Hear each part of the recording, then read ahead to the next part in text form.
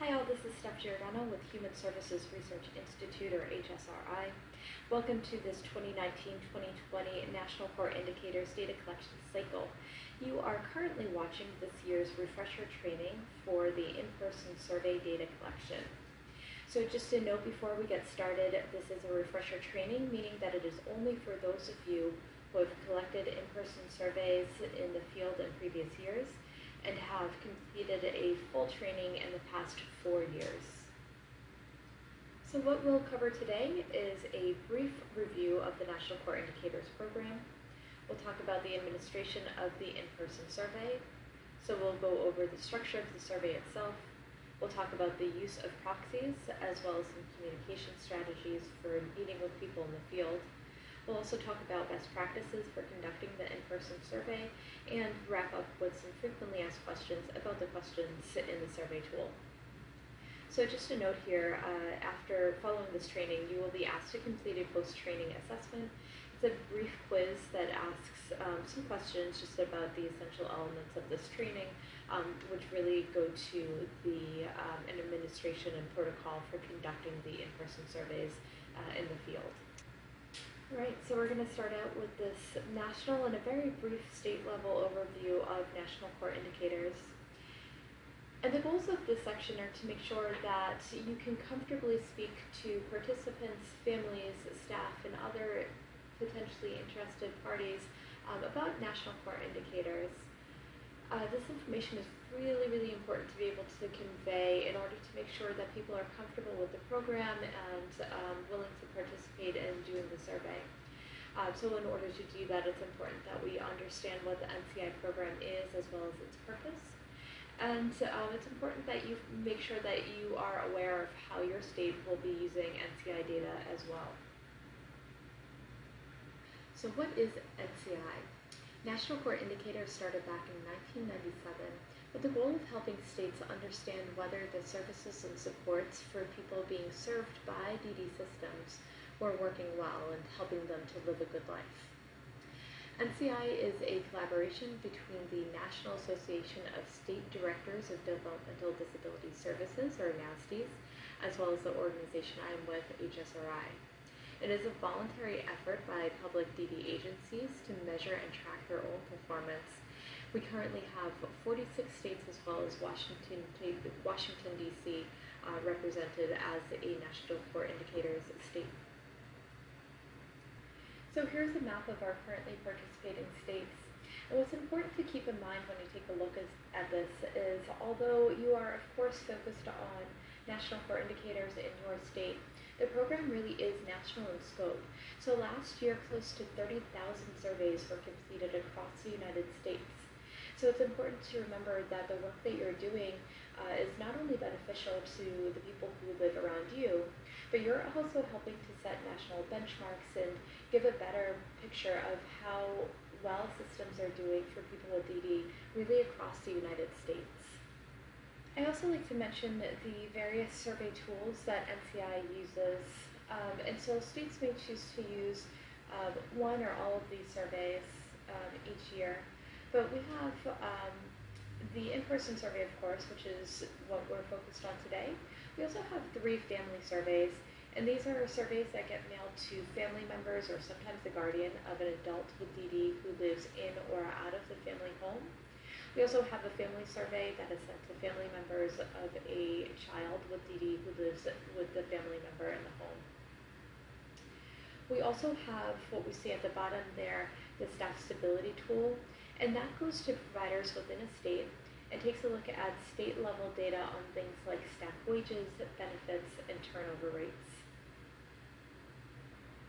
So the purpose of NCI is to establish a nationally recognized set of performance and outcome indicators for DD services and to use valid and reliable data collection methods and tools in order to do that.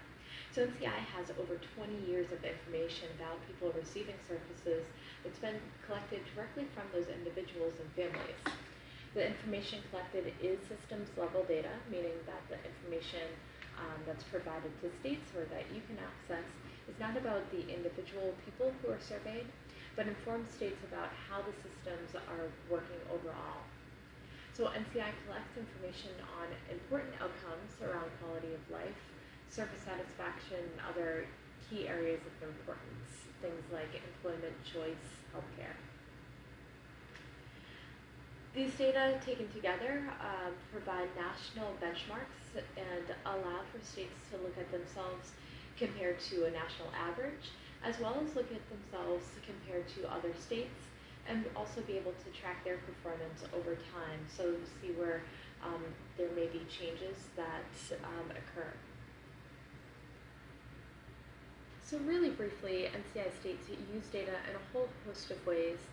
If you do not already know how your state is using or plans to use the NCI data, I would strongly encourage that you talk to your NCI coordinator. It's really helpful to know what your state is doing, in part because it's good for you to know what your work is going to, but it's also a great way to be able to talk to participants and family members and staff about why they're taking the time to complete the survey is really important. So some states use NCI data for quality assurance and to, of course, improve the services that they provide to individuals with DD as well as their families. States may use some of these data for CMS waiver requirements. We've talked a bit about those state-to-state comparisons that can be made. To assist with community transition, and what this really means is that there are some states that use NCI data to look at people who are leaving institutional settings and moving into the community and making sure that that transition is going smoothly. A number of states will set up quality and DD councils to discuss NCI as well as other data sources and make recommendations to the DD agency. And states, of course, use this information to report to state legislatures as well. So again, if you're unsure if your state falls into any of these buckets for using NCI data, please do talk to your coordinator so that you can have a good understanding of why NCI is being used in your state. All right, now taking a look at the NCI in-person survey, we'll look at the structure of the survey itself and talk about some guidelines for administering the in-person survey. Overall objectives here is just to make sure that we all understand the process for conducting the in-person survey and to know the general guidelines for administering the survey. So taking a person-centered approach to the NCI survey is really, really important. National Core Indicators was developed with the primary objective of getting information directly from people receiving services. The questions we ask are specific to important person-centered outcomes, so things like satisfaction, choice, service coordination, and things of that nature. The approach that you take to the survey meeting should also keep the person at the forefront. The person's perspective is the absolute priority of the meeting, and as much as possible, we want to hear directly from the person receiving services. So remember, we do have some questions that can be answered by a proxy if needed, but again, as much as possible, we do want to hear directly from the person receiving services. Getting the person's perspective also means that you may get a response at times that you either don't agree with or maybe you feel is incorrect. However, we always want to take the person's response so long as you've done the work to make sure that the person is understanding the question and giving a reliable answer. And we'll talk a little bit more about that later. We also consider this a guided conversation. So where with other surveys you may ask a question, get an answer, and move on to the next question, we're really wanting to make sure that people are able to understand what's being asked and give the most appropriate response for them. This means that sometimes you'll have to do a little bit of following up, rephrasing, or probing questions to make sure that the person understands and is given a response that is true to them, and that you're able to quote the most appropriate responses as well. Finally, to make sure that the person feels comfortable and that the survey is not disrupting things that are going on in the person's life or daily activities, we want the person to be able to choose when and where to meet as much as possible. Most often, the survey will be done at the person's home. However, if they want to meet at a day program or perhaps a restaurant or a coffee shop, that's absolutely fine too if that's where they prefer. So keeping in mind this person-centered approach, this is some information that you could share with participants before starting the meeting. Some of this is also helpful to remind the person about as you go through the survey meeting as well. So the survey itself is completely voluntary, meaning that people are not at all required to take the survey. They are also not required to answer every question in the survey. So if there are certain questions the person's not comfortable answering, they can go ahead and just skip it. There are no right or wrong answers, so again, we're just looking for the person's perspective here. The survey is confidential, meaning that no one outside of the meeting will know how the person answered questions.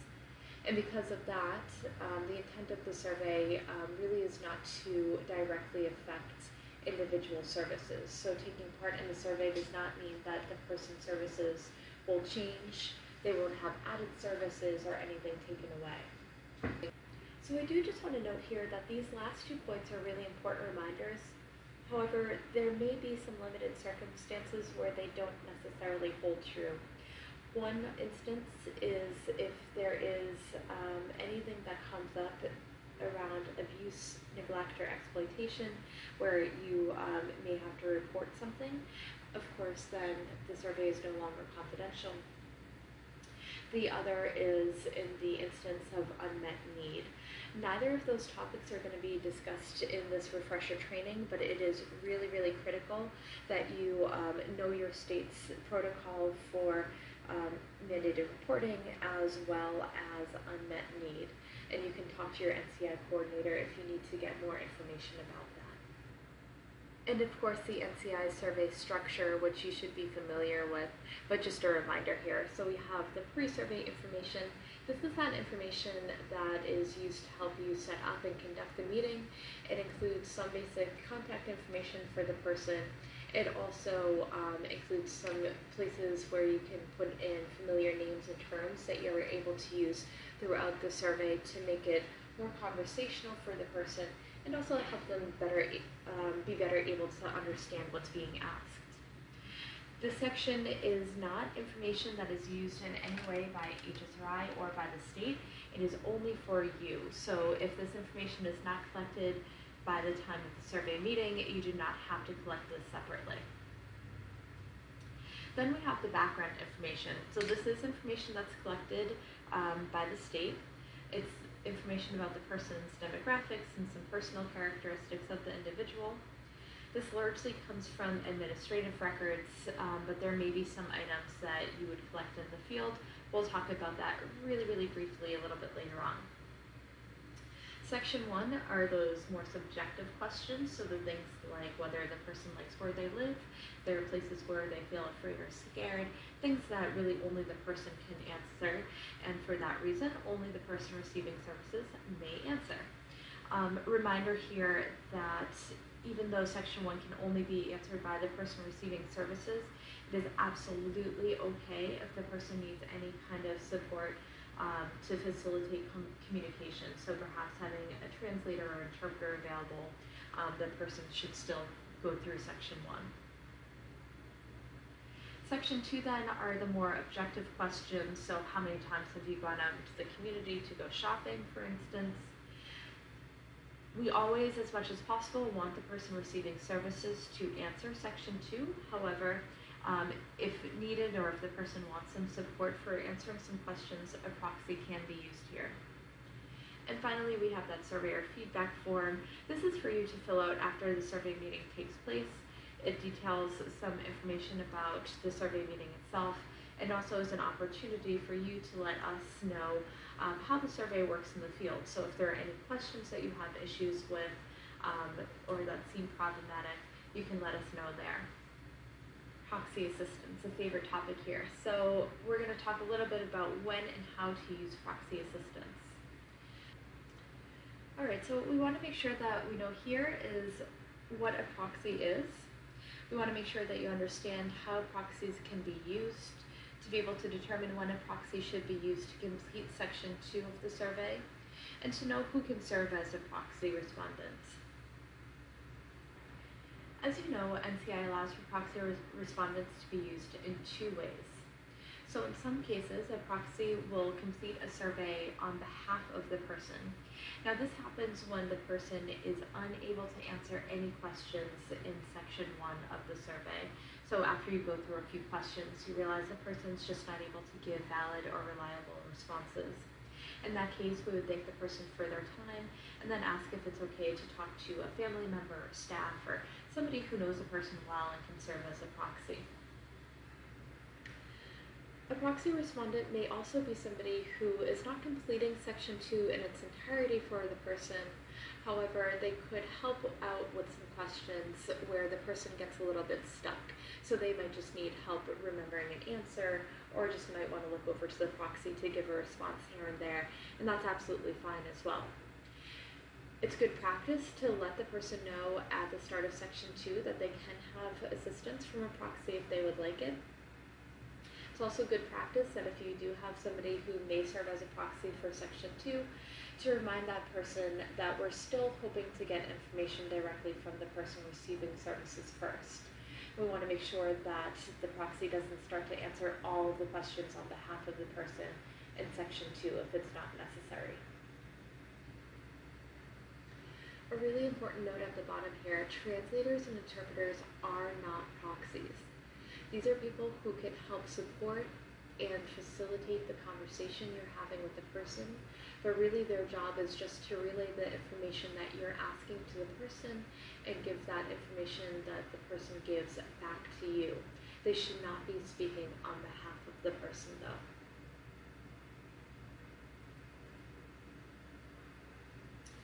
So first, the need for a proxy must be made in person, meaning that if you're perhaps talking to a family member or staff person to set up a meeting, even if they say that this person is just not going to be able to answer any questions, we still want you to let that person know, the family member or staff person, that you'll have to try at least a couple of questions with the person receiving services.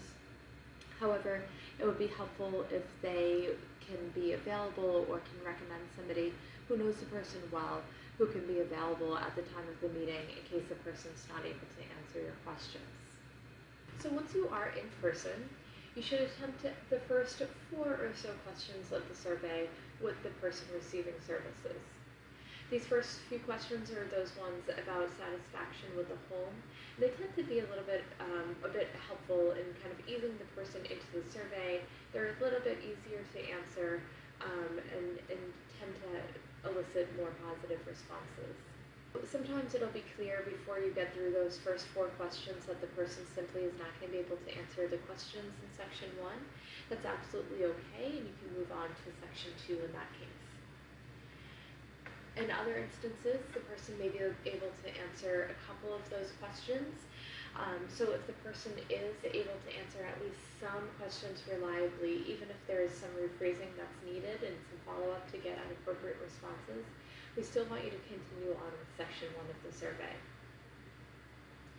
It's only if the person is unable to answer any questions in section 1 reliably that you would skip over to section 2. And just note throughout the survey, we do have that 99 don't know unclear response. So if the person's unable to answer a particular question or doesn't want to, you can always use that response option if needed. So end of section 1 question to surveyors. This is that question that asks whether the person was able to answer the questions in section 1 in a reliable manner. This is a super, super important question. This is used to determine whether section 1 data are included in the state results, meaning whether that person's voice is going to be reflected in the information that the state receives. So if any questions in section 1 were answered reliably, we would check this question off as yes. The person was able to give reliable answers. That's the case even if the person was only able to answer 2 or 3 questions in section 1, that's absolutely fine, as long as they were able to answer in a valid and reliable way. If that's the case, we check off that yes, the person answered those few questions reliably, and the rest of the questions would have been marked as that don't know unclear response. It's only if the person did not answer any questions in section 1 reliably that you would check off no, the person was not able to answer in a reliable manner. Really, really important here, we do not want you to overuse that no response. I've talked a bit about ensuring that people are providing reliable responses, but what does that really mean? So providing reliable answers generally means two things. One, the person seems to understand the questions that are being asked, and this is demonstrated by the person being able to give a response that's fitting to the question. And remember now, it's okay if the person needs some help with rephrasing, or perhaps you have to follow up to the person's initial answer to get at the appropriate response, but ultimately you're able to get a response that is consistent with what's being asked. The other way that reliability is demonstrated is that the person gives consistent answers, meaning that from question to question on a similar topic, answers don't seem to stray too far. And just a final reminder here, a person may be giving reliable answers even if they need a translator or interpreter to help facilitate communication, or if they need questions repeated or explained, or if you have to do a little bit of probing in order to get at the appropriate response. So let's watch a clip of a survey taking place. This is a survey with Dana, and Cheryl's a surveyor here. And at the end, we want to think about whether Dana is giving valid and reliable responses. You like your home or where you live? Nice. It's nice? Would you like to live somewhere else? Yes. I got May. You will? Who do you want to live with, Dana? Dana, who do you want to live with? May. You want to live with May? Yes. That's an old lead staff member from at least 7 years ago. Okay. And she does see her. Yeah. She continues to see her, but so I thought that was interesting. Okay. Yeah. No, that's helpful for us. Yeah. Thank you. Yeah. Sorry. Dana, do people let you know before they come into your home? Do they ring the doorbell or knock first and wait for an answer? No, at 4 o'clock. No. 4 o'clock. No? At 4 o'clock? Do people let you know before coming into your bedroom? 4 o'clock. Oh, yeah. Dana, did you hear a question? Yeah. Ask it again. Yeah. Do people let you know before they come into your bedroom? May. You may. Okay. You may come into her bedroom. Okay. Thank you. Do you have a place to be alone in your home? Okay. Okay. Dana, is it okay if I ask Becky some of the questions? What? Can she ask me questions? Okay. It's okay. That's okay? Okay. Okay, welcome back. So after viewing that clip, when we get to this question, that end of section 1 question, in your opinion, did Dana appear to understand questions that were answered? And did the person, Dana, answer in a consistent manner? How do we answer this? And in this case, we would say that yes, Dana did seem to give consistent and valid responses to the questions that she answered. And that's because there are a few questions that Dana was able to answer, but whether she likes her home, she says it's nice. And if she wants to live somewhere else, and she says yes with May. When Cheryl asks more questions about whether people ask before coming into Dana's home or bedroom, she says you may, but the response is a little bit unclear about whether people knock first or if that's an answer that she gives if it is okay to enter. So in this case, you would have coded yes to questions 1 and 3 and coded others as don't know, unclear. So just talking a little bit about when a proxy is helping out with section 2 of the survey. So again, we want to always make sure that we are assuming the person who's receiving services can answer questions. So we want to make sure that the proxy does not begin to talk over the person or answering before the person has time to come up with their own response. So remember that the survey should be a conversation between you and the person who's receiving services. That proxy is really just there to kind of support the person as needed. If the person in the proxy do give conflicting answers, we want you to do some follow-up to determine if you can get at the appropriate response. If after some follow-up the appropriate answer is still unclear, you would just check off that 99 don't know unclear response. There is, as you should remember, a respondent box for every question in section 2. So the respondent box only allows for one respondent type, but we do need it checked off for each question in section 2. So if a person and proxy answer together in the same way, you would check off that the individual provided an answer.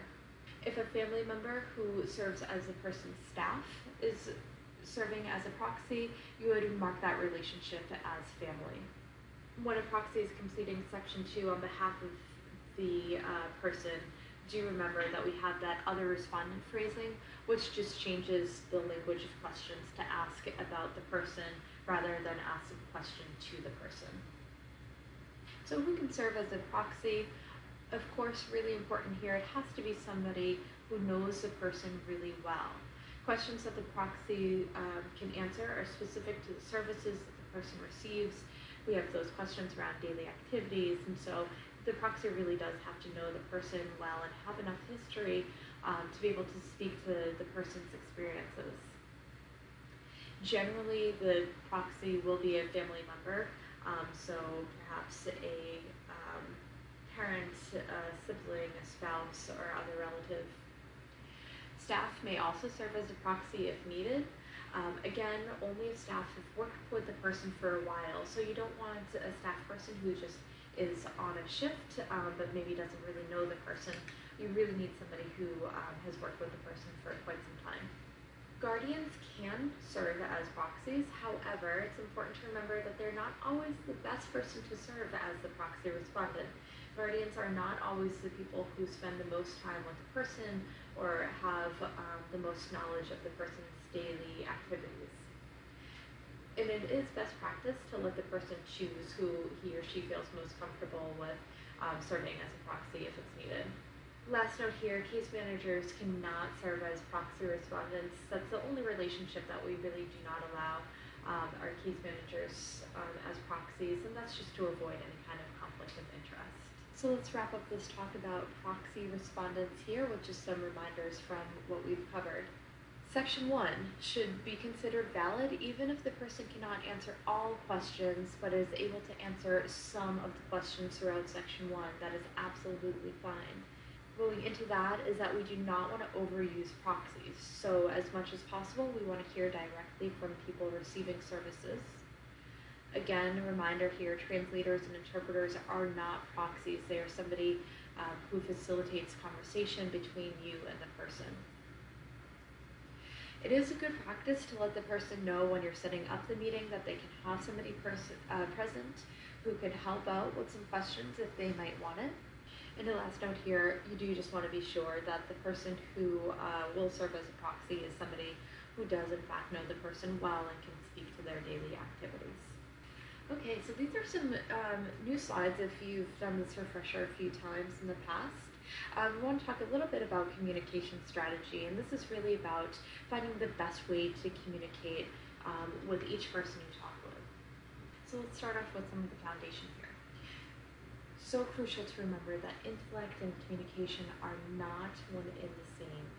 Every person communicates a bit differently, and those differences in communication style or even ability do not indicate a person's ability to understand or answer questions. It's really helpful to take time before you start the survey to determine how the person best communicates, and this goes for anybody you meet with. It's helpful to ask a couple of open-ended as well as yes and no questions, and this can just help you better understand how the person thinks about and responds to questions. And if a person uses a communication device, you want to just get to know how that will work as well. So using translators and interpreters should be done as needed.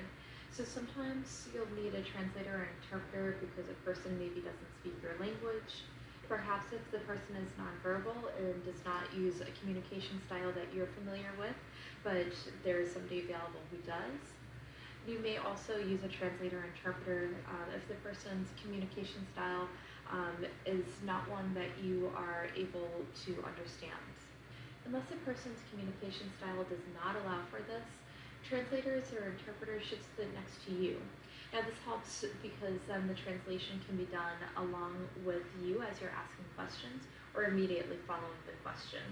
It also helps to make sure that you're not looking at the interpreter when you're asking a question rather than the person.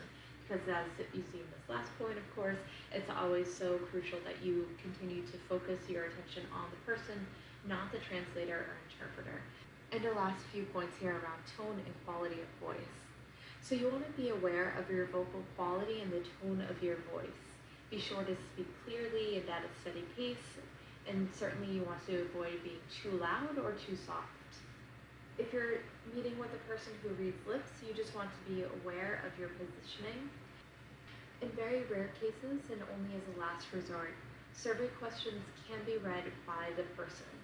If this is the case, and again, it should happen very rarely, if ever, but you want to sit next to the person and first establish a way of getting responses from the person. So either using picture cards to depict a yes, in between, or no response, as well as how the person will tell you that they don't know the response.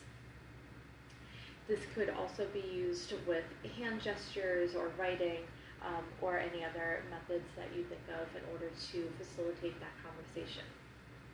As you go through the survey, we'll want you to cover the survey aside from the question that's being asked, so the person is only reading the question that you're focused on at the moment.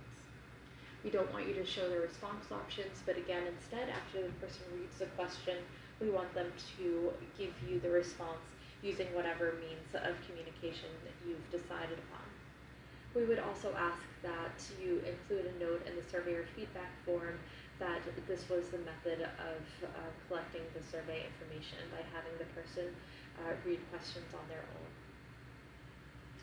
All right, let's talk now about some best practices for conducting the survey meeting.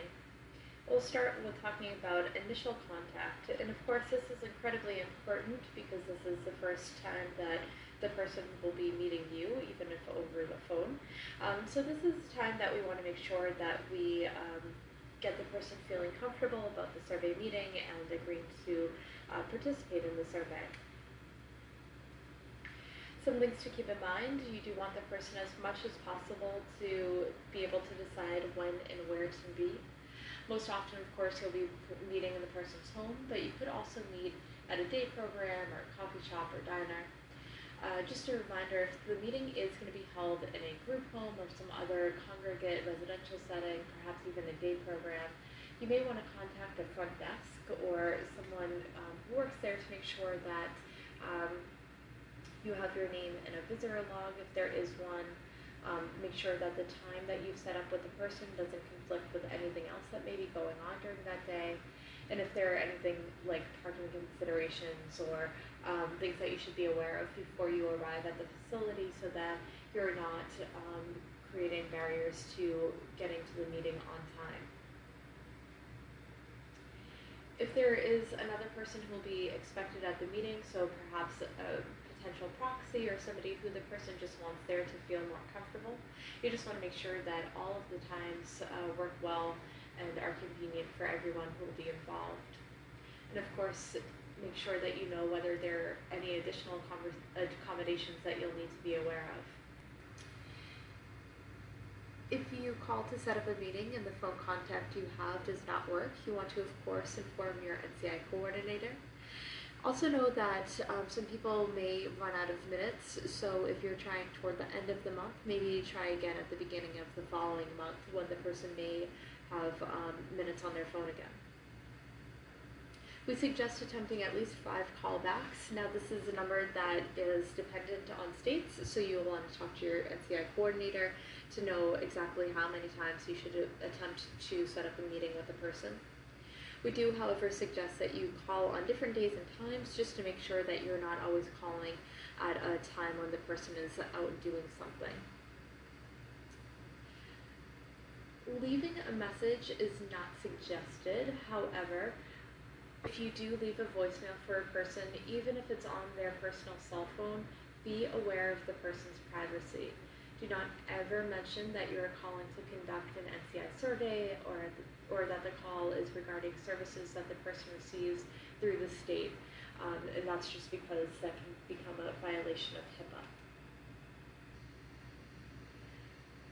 Alright, so arriving and finding the right space to meet, starting off with some general considerations. If it's a rainy, snowy, muddy kind of day, you might want to bring a clean pair of shoes so you're not tracking mud through a person's house. Always bring water so that you can stay hydrated throughout the survey. If you're doing multiple surveys in a day, you might want to bring some snacks as well. If you get to a person's home and they offer you food or water, we do ask that you try to decline politely, so you can say, thank you, I just ate, or I have some water with me. But if you feel like the person might be offended that you're not going to accept something from them, it's okay to accept some food or water if it seems impolite not to do so.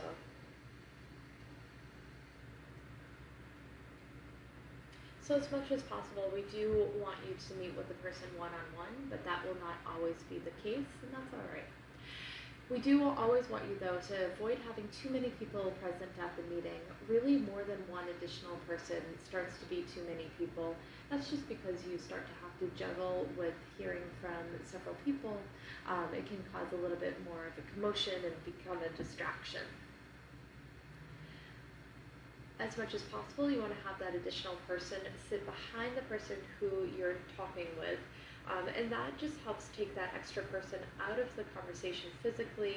It also means that if they're giving any kind of nonverbal cues, that the person maybe is answering in a way that they think is correct or incorrect, that person won't be distracted by seeing those cues.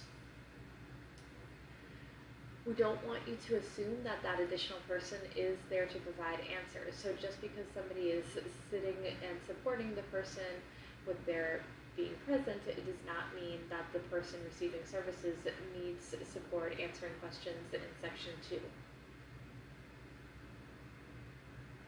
And it's really, really important at the beginning of the meeting to be very clear about roles. So making sure that that extra person knows that when you're asking those section 1 questions, only the person can respond. To illustrate some situational awareness here, we'll take a look first at a picture of this meeting taking place. What we see here is on the left-hand side, a staff person sitting. In the middle is the surveyor, and on the right-hand side is the person who's taking the survey. Now, this is not good practice, and that's because it looks really like the staff person and the person receiving services are having the conversation. The surveyor is really kind of out of the conversation completely. What we really want is for the surveyor and the person receiving services to be looking directly at each other and having that staff person be sort of out of sight. So ideally, she would be moved to the far right-hand side. On the other hand, this is a depiction of a best practice for setting up. So what we see here is on the far left-hand side, the surveyor who is conducting the survey, of course. In the middle and sort of behind everyone is a staff person, and on the right-hand side is the person who is taking the survey. We see very clearly that this is a conversation between the surveyor and the person completing the survey. That staff person is really kind of out of sight. Now some tips around conducting the survey meeting. So getting started, important to take a moment for some icebreakers. This of course helps to make the person feel more comfortable. We talked a little bit earlier, but this can also help support you better understand how the person best communicates.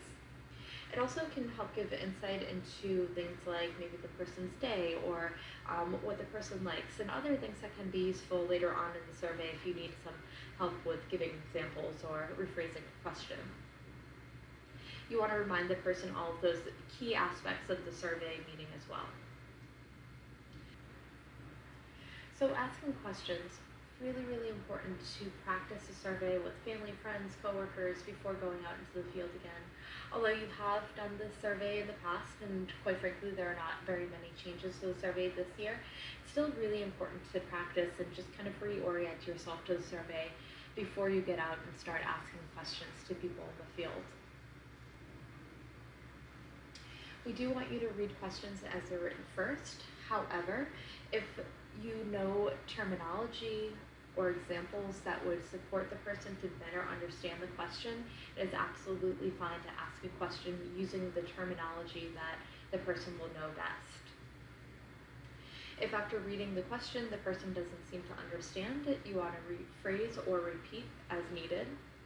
You will have access to the Surveyor Handbook, and that offers some additional rephrasing, definitions, examples, as well as the intent of questions to help you be able to create some of your own rephrasings as needed. And of course, be aware of those skip patterns throughout the survey. Okay, so these are of course just very basic reminders of ways that you should be thoughtful in how you administer the survey. Remember, it's really important that every person have the opportunity to share their perspective and their thoughts on their services that they're receiving, the people who help them in their daily lives. One important way to do this is by remaining neutral.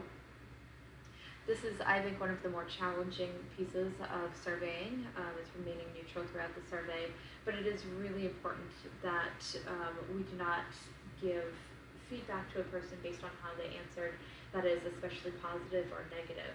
We don't want people to seek affirmation of how they answer or feel like they're answering in a correct way. Separately, we don't want people to feel like if they get a negative response, like, oh, I'm so sorry to hear that. We don't want people to feel like they're giving a response that's making you feel badly, and so they would have to change how they answer.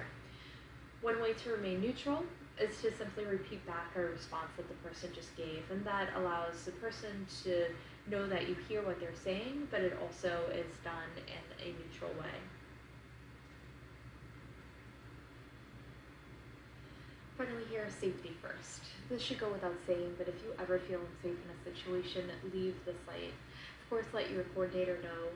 You'll also want to just let the person know. You can say something to the effect of you had a conflict come up and you can't make the meeting time. You may ask to reschedule the meeting if that seems okay for you. You can ask to hold the meeting in a different location, or perhaps have an additional person with you, maybe another surveyor or your coordinator. Really important, of course, as well, is if it seems like the person may be in immediate danger, do call 911 and or follow any kind of reporting protocol that you have in your state. And finally, our survey review. So the survey tool itself had very few changes this year, so everything should look pretty familiar to you. However, we are going to go over a few questions, those kind of more sticky questions, and items where we get asked for clarification throughout the year. So starting with the background information section, again, the demographics and personal characteristics of the person. This information is largely collected from state records. However, some items may be collected in the field. Really, really important to remember, though, the only items that you may collect in the field have those field appropriate icons. So it looks like the two people sitting at a desk. So if you are collecting any background information in the field, be sure you are only collecting that information with the field appropriate question. Some best practices for collecting this information in the field. Sometimes it can be helpful to let the person know before the meeting the type of information that is in this section and only this section. And that's just because there might be some items that the person might need to do a little bit of research on, or find answers to, that could be helpful to do before the meeting takes place.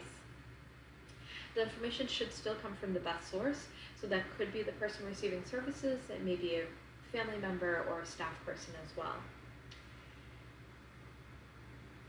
If you are collecting background information in the field, please do so after going through section 1 and section 2 of the survey, and that's for a couple of reasons. One, the background section has a much different feel than the more conversational section 1 and section 2. Additionally, we don't want the person to burn out after having gone through some background information questions and not be able to go through section 1 or section 2 with you. So again, please do collect the background information after having gone through the section 1 and section 2 meeting. Finally, for this section and only this section, the person may look alongside with you at the questions that we're asking, and that's because this is much more prescriptive and we are looking for correct answers. So if it's helpful to show the person the question and the possible response options and just have them point out what the correct response is, that's absolutely fine. Again, reminder that is only true for this background information section.